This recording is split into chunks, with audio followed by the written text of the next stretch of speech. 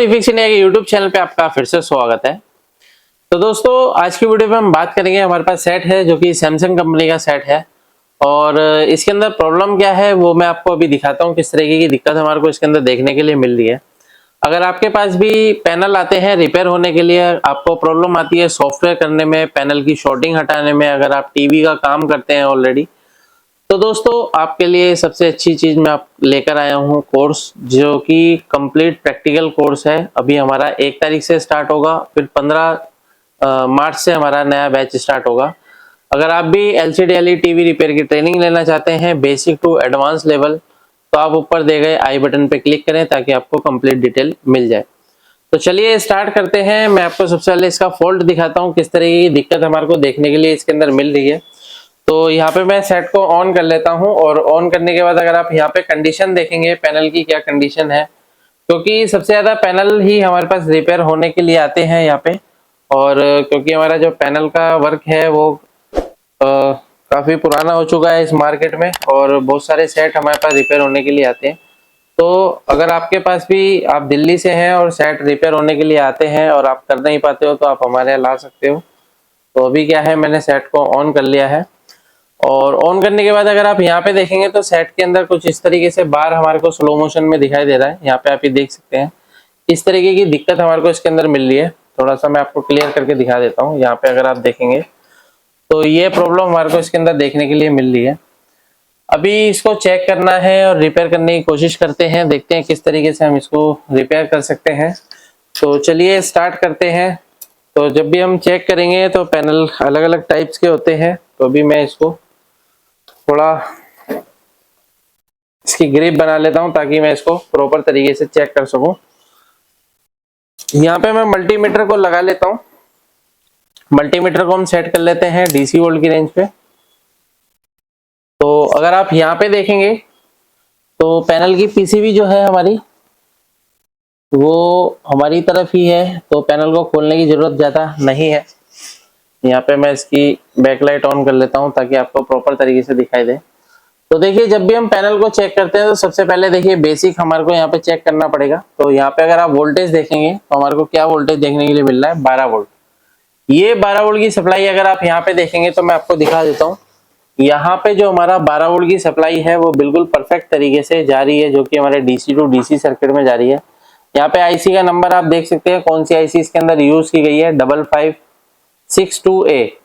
तो इस आईसी का यूज इसके अंदर किया गया है। तो सबसे पहले ये आईसी का काम क्या है, आपके जो ये आईसी है वोल्टेज बनाएगी 3.3 वोल्ट की सप्लाई। तो यहाँ पे आप ये देख सकते हैं VDD 3.3 वोल्ट की सप्लाई यहाँ पे लिखा हुआ है। तो अगर हम मल्टीमीटर पे देखते हैं तो 3.3 वोल्ट हमारे को बिल्कुल परफेक्ट तरीके से देखने के लिए यहाँ पे मिल रहा है। अभी अगर ये 3.3 वोल्ट की सप्लाई हमारी ओके है, तो आगे होता क्या है कि हमारी जो वोल्टेज जाती है वो यहाँ पे अगर आप देखेंगे तो यहाँ पे हमारी टीकॉन आईसी लगी हुई है।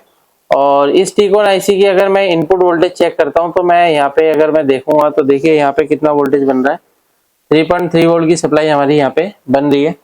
तो ये वोल्टेज हमारी बिल्कुल परफेक्ट तरीके से ओके है। उसके बाद थोड़ा सा आगे बढ़ेंगे तो यहाँ पे अगर हम देखेंगे तो रोम आईसी है, तो रोम आईसी की पिन नंबर 8 पे भी यहाँ पे आप वोल्टेज चेक कर सकते हैं। तो 3.3 वोल्ट की सप्लाई हमारे को यहाँ पे देखने के लिए मिल रही है। बेसिकली ये जो पैनल है ये हमारा एसटी कंपनी का पैनल है। यहाँ पे मैं इसका नंबर आपको दिखा देता हूँ। यहाँ पे इसका जो नंबर है वो यहाँ पे लिखा हुआ है।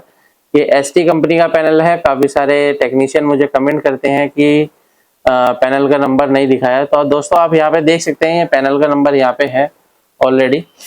तो आगे अगर मैं बढ़ता हूँ तो और भी वोल्टेज हमारे को यहाँ पे चेक करनी पड़ेगी, क्योंकि 3.3 वोल्ट आने के बाद ये आईसी जो है हमारी डीसी टू डीसी, इसकी पिन नंबर 9 जो होती है वो इनेबल पिन होती है। और इनेबल वोल्टेज आने के बाद सबसे पहला जो वोल्टेज हमारा बनता है एवीडीडी वोल्टेज बनेगा। तो अगर आप यहाँ पे देखेंगे तो एवीडीडी पे हमारा जो वोल्टेज बन रहा है वो देख सकते हैं यहाँ पे क्या वोल्टेज बन रहा है। यहाँ पे हमारा 15 वोल्ट की सप्लाई हमारे को यहाँ पे देखने के लिए मिल रही है। तो ये हमारा एवीडीडी वोल्टेज है और ये एवीडीडी वोल्टेज से हमारी सभी वोल्टेज बनती है, जैसे कि वीजीएच वीजीएल। तो एवीडीडी पे देखिए यहाँ से जो वोल्टेज होती है ये जाती है हमारे सोर्स के अंदर। यहाँ पे एक मॉसफेट लगा हुआ है जो कि पी चैनल मॉसफेट है। मॉसफेट के सोर्स पे हमारे को एवीडीडी वोल्टेज मिल रही है। और अगर मैं ड्रेन पे वोल्टेज चेक करता हूँ तो देख सकते हैं आपको कितना वोल्टेज मिल रहा है, 15 वोल्ट। 15 वोल्ट हमारे को बिल्कुल परफेक्ट तरीके से देखने के लिए मिल रहा है यहाँ पे, यानी कि हमारा पी चैनल मोस्फेट है। अगर मैं इसके गेट पे चेक करूँ तो वोल्टेज हमारे को यहाँ पे काफी कम दिखाई देगी। यहाँ पे आप ये देखेंगे, क्योंकि जब कभी पैनल के अंदर शॉर्टिंग होती है या पैनल में अलग तरीके की दिक्कत होती है जिसमें हमारा डीसी सर्किट काम नहीं कर पाता या प्रोटेक्शन मोड में जाता है, तो उसका जो गेट है, गेट भी हमारा हाई वैल्यू शो करता है, यानी कि जो हमारे को सोर्स पे मिलेगा वही हमारे गेट पे मिलेगा। लेकिन अभी क्या है, हमारी जो डीसी आईसी है वो प्रॉपर तरीके से काम कर रही है, तो आउटपुट वोल्टेज हमारा ओके है। तो यहाँ पे अगर आप देखेंगे तो एवीडीडी की जगह यहाँ पे VAA लिखा होता है। तो अगर आप यहाँ पे देख सकते हैं VAA वोल्टेज हमारी 15 वोल्ट की सप्लाई बिल्कुल परफेक्ट तरीके से मिल रही है। तो देखिए यहाँ पे एवीडीडी मिलने के बाद हमारी और भी वोल्टेज बनती है। तो अगर आप यहाँ पे देखेंगे तो यहाँ पे भी एक हमारा सर्किट है जो कि हमारा चार्ज पंप सर्किट बना हुआ है। और यहाँ पे चार्ज पंप सर्किट के अंदर अगर मैं यहाँ पे वोल्टेज चेक करता हूँ तो इसके अंदर इनपुट वोल्टेज अगर मैं देखूंगा तो 15 वोल्ट की सप्लाई हमारे को इनपुट मिल रही है। और अगर मैं आउटपुट में देखता हूँ तो देखिए यहाँ पे वोल्टेज मेरे को यहाँ पे 24 वोल्ट की सप्लाई मिल रही है। और अगर मैं और थोड़ा सा आगे बढ़ता हूँ तो ये 24 वोल्ट हमारे दूसरे सर्किट के अंदर जाती है और यहाँ से हमारा वोल्टेज जो होता है वो और बूस्ट हो जाता है। तो ज्यादा बूस्ट होने से देख सकते हैं यहाँ पे कितना वोल्टेज हमारा बन रहा है। तो यहाँ पे हमारा 32 वोल्ट की सप्लाई VGHF बन रही है। तो अगर आप यहाँ पे देखेंगे तो हमारा एक पॉइंट है यहाँ पे VGHF। तो VGHF पे जो हमारा वोल्टेज बन रहा है वो 32 वोल्ट की सप्लाई है। और अगर हम VGL पे देखेंगे तो VGL पे हमारा जो वोल्टेज बन रहा है वो वोल्टेज है हमारा माइनस वोल्टेज, यानी कि VGL वोल्टेज हमारे को यहाँ पे मिलना चाहिए, जो कि हमारे को वोल्टेज नहीं मिल रहा है VGL वोल्टेज। तो VGL वोल्टेज यहाँ पे हमारे को मिलना चाहिए। और अगर मैं यहाँ पे देखता हूँ तो VGL नहीं मिल रहा है अभी फिलहाल मेरे को। यहाँ पे आप ये देख सकते हैं VGL के पॉइंट पे हमारे को कोई भी वोल्टेज जो है देखने के लिए नहीं मिल रहा है।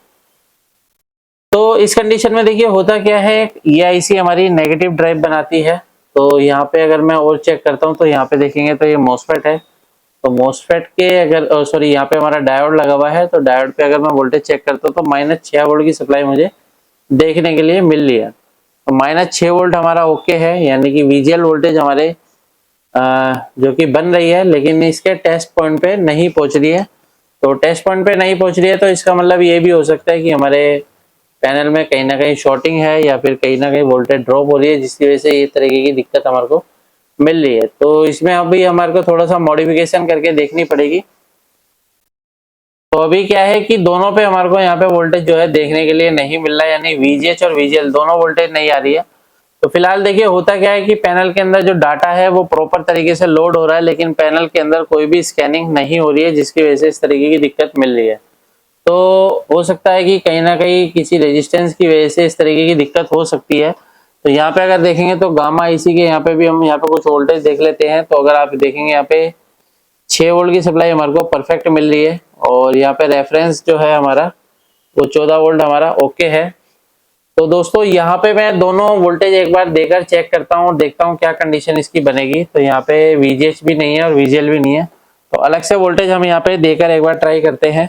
तो सेट को मैं यहाँ से ऑफ कर लेता हूँ और ऑफ करने के बाद यहाँ पे अगर आप देखेंगे तो इस तरीके के मॉड्यूल का आप यूज कर सकते हैं। तो ये हमारा VGH और VGL के लिए पॉइंट है, ये दोनों ग्राउंड हो गए हैं, एक नेगेटिव एक पॉजिटिव। तो इसको मैं यहाँ से जोड़ लेता हूँ ताकि यहाँ पे हम सोल्डिंग कर सके। तो इसको देख लेते हैं एक बार, यहाँ से हम इसको जोड़ेंगे और सोल्डिंग करके देखते हैं।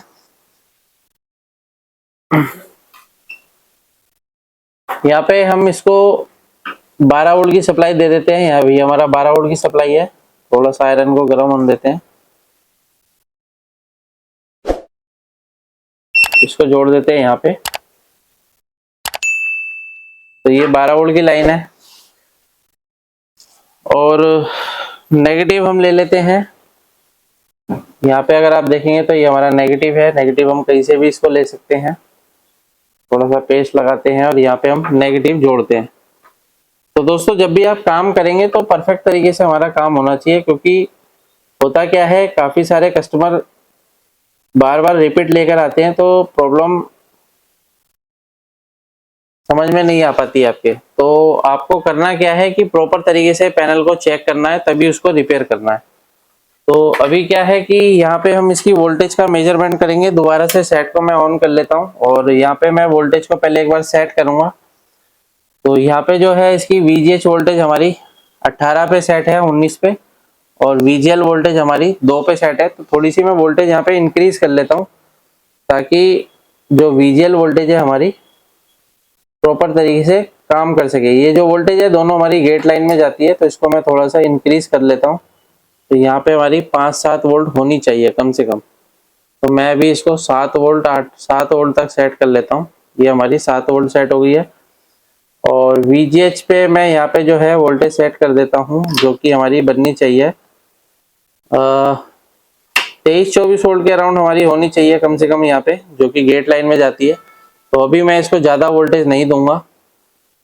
ऐसा भी हो सकता है कहीं को अगर स्पार्किंग कर रही होगी तो भी इस तरीके की दिक्कत मुझे मिल सकती है। तो पहले मैं इसको यहाँ पे से जो है सोल्डिंग करता हूँ, और सोल्डिंग करके फिर मैं इसको यहाँ पे ज्वाइन करता हूँ दोनों वोल्टेज को, VGH और VGL दोनों को हमारे को यहाँ पे जोड़ना पड़ेगा।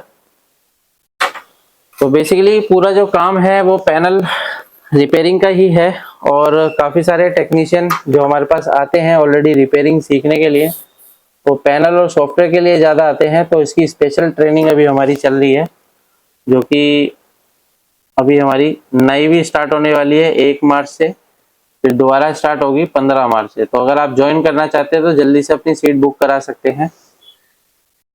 तो यहाँ पे क्या है, हम VGH और VGL दोनों पे सप्लाई देंगे और ट्राई करते हैं क्या कंडीशन रहती है। तो ये हमारा VGH का पॉइंट है, तो इसके लिए हमारे को थोड़ा सा कट करना पड़ेगा इसके पॉइंट को।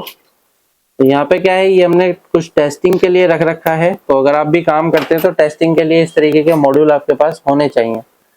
तो इसको मैं यहाँ पे टच कर लेता हूँ। ये देखिए, ये मैंने जोड़ दिया है। और दूसरे पॉइंट को भी हम यहाँ पे जोड़ देंगे, VGH और VGL दोनों पॉइंट को हम यहाँ पे जोड़ेंगे। तो यहाँ से मैं इसको कट कर लेता हूँ। ये देखिए, अभी इसको जोड़ने के बाद एक बार ट्राई करेंगे क्या कंडीशन बनेगी पैनल की। तो ये मैंने VGL भी दे दिया है, VGH भी दे दिया है। तो सेट को दोबारा से ऑन करते हैं और देखते हैं क्या कंडीशन बनती है। तो यहाँ पे अगर हम वोल्टेज चेक करेंगे तो वोल्टेज हमारे को यहाँ पे मिलनी चाहिए। VGL वोल्टेज देखता हूँ तो -7 वोल्ट की सप्लाई मेरे को मिल रही है, और VGH पे जो हमने वोल्टेज सेट की थी 24 वोल्ट की सप्लाई हमारे को मिल रही है। तो अभी अगर हम पैनल की कंडीशन देखते हैं क्या कंडीशन है, क्योंकि यहाँ से जो वोल्टेज है वो हमारी गेट लाइन में जाती है, यानी कि खौफ के ऊपर जाती है। तो यहाँ पे अगर आप देखेंगे तो पिक्चर हमारी फर्स्ट क्लास तरीके से बन रही है। अभी यहाँ पे आप ये देख सकते हैं, तो पिक्चर हमारी बिल्कुल ओके कंडीशन में बन रही है, जो कि अभी हमारे को बार नजर आ रहा था, और पिक्चर बिल्कुल क्लियर हमारी ओके है। तो इस तरीके से हम किसी भी पैनल को रिपेयर कर सकते हैं, पैनल को मॉडिफाई कर सकते हैं। काफी सारे सेटों में इस तरीके की दिक्कत आती है जिसमें हमारे को मॉडिफिकेशन करनी पड़ती है, तो आप भी इजीली मॉडिफाई कर सकते हैं। काफी सारे टेक्नीशियन को IC वगैरह जो है नहीं मिल पाती है, तो इस तरीके के टूल्स जो है आपके पास होने चाहिए। तो अगर आप भी LCD LED TV रिपेयर की ट्रेनिंग लेना चाहते हैं तो नीचे दिए कॉन्टैक्ट नंबर पे कॉन्टैक्ट कर सकते हैं, या फिर साइड में WhatsApp पे क्लिक कर सकते हैं। तो WhatsApp बटन पे भी आपको काफी डिटेल मिल जाएगी। वीडियो आपको पसंद आया तो वीडियो को लाइक करें, शेयर करें, कमेंट करें। Thank you friends.